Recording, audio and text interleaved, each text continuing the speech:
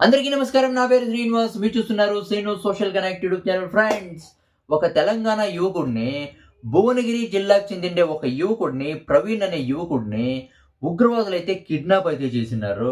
నిజంగా ఒక ఫ్యామిలీకి ఎవరన్నా ఫోన్ చేసి మీ కొడుకుని ఉగ్రవాదులు కిడ్నాప్ చేసినారంటే వాళ్ళ పేరెంట్స్ పరిస్థితి ఎలా ఉంటుంది చెప్పు? చాలా అంటే చాలా నరకంగా ఉంటుంది, దారుణంగా ఉంటుంది. అసలు ఇదే జరిగింది అక్కడ. అసలు ఏం జరిగిందని అయితే మనమైతే చూద్దాం. తెలంగాణ స్టేట్‌లో యాదాద్రి భువనగిరి డిస్ట్రిక్ట్‌లో భువనగిరి మండలంలో బండ సోమారం అనే గ్రామానికి చెందిన ఒక యువకుడు ప్రవీణ్. వాళ్ళ పేరెంట్స్ పేరొచ్చి నల్లమాస జంగయ్య తర్వాత మహేశ్వరికి వీళ్ళకి రెండో కొడుకు ఈ ప్రవీణ్. హైదరాబాద్‌లో బోర్‌వెల్ కంపెనీలో సూపర్వైజర్‌గా అయితే పనిచేస్తా ఉన్నాడు. కంపెనీ తరపున లాస్ట్ ఇయర్ నవంబర్‌లో 2024 నవంబర్‌లో కంపెనీ తరపున సౌత్ ఆఫ్రికాకైతే పోతాడు. సౌత్ ఆఫ్రికాలో మాలి రాష్ట్రం కోబ్రి అనే ప్రాంతానికైతే వెళ్తాడు. అక్కడైతే పని చేస్తా ఉంటాడు. మామూలుగా ఈ ప్రవీణ్ అనే యువకుడు వాళ్ళ పేరెంట్స్‌కి ఫోన్ చేస్తా ఉంటాడు. డైలీ పొద్దున్నే 9 గంటలకు ఫోన్ చేస్తాడంట. లాస్ట్ వాళ్ళ పేరెంట్స్ ఎప్పుడు మాట్లాడినారంటే, లాస్ట్ మంత్ నవంబర్ 22 వీళ్ళు వాళ్ళ పేరెంట్స్ లాస్ట్ టైమ్ మాట్లాడిందది. దాని తరువాత నవంబర్ 23 నుంచి, నవంబర్ 23 నుంచి ప్రవీణ్ వాళ్ళ కొడుకు ఫోన్ అయితే స్విచ్ ఆఫ్ అయితే వస్తుంది.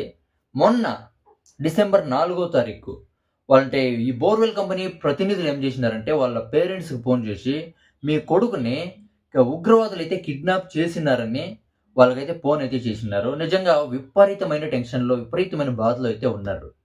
అంటే అక్కడ మామూలుగా ఈ మాలి రాష్ట్రంలో కోప్రి అనే ప్రాంతంలో అంటే పనంతా కంప్లీట్ అయిన తర్వాత ఈ ప్రవీణ్ అనే యువకుడు వాళ్ళ రూమ్‌కి పోయేకైతే రెడీ అయితే అయినాడు. ఆ టైంలో ఈ జేఎన్ఐఎం అనే ఉగ్రవాదులు ఏం చేసినారంటే, ఈ ప్రవీణ్ అనే యువకుడిని కిడ్నాప్ చేసి ఎత్తుకొని పోయినారు. అంటే దీనికన్నా ముందు కూడా చాలా మందినైతే వేరే వేరే విదేశీయులనైతే ఈ జేఎన్ఐఎం ఉగ్రవాదులైతే అంటే కిడ్నాప్ అయితే చేసినారంట. ఇదే ఫస్ట్ టైం కాదు. కానీ ఆ ప్రాంతం చాలా డేంజర్ అంట.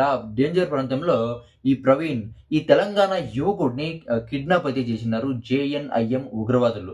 ఆ బోర్‌వెల్ ప్రతినిధులంతా 4వ తారీఖు ఫోన్ చేసి వీళ్ళ పేరెంట్స్‌కి అయితే చెప్పినారు. అప్పటినుంచి వీళ్ళ పేరెంట్స్ సెంట్రల్ గవర్నమెంట్‌కి అయితే రిక్వెస్ట్ అయితే చేస్తున్నారు. మీ సౌత్ ఆఫ్రికా దేశం అంటే సౌత్ ఆఫ్రికాతో మాట్లాడి మా కొడుకుని మాకు విడిపించండి అనైతే వాళ్ళ పేరెంట్స్ అయితే సెంట్రల్ గవర్నమెంట్‌కి అయితే రిక్వెస్ట్ అయితే చేస్తున్నారు.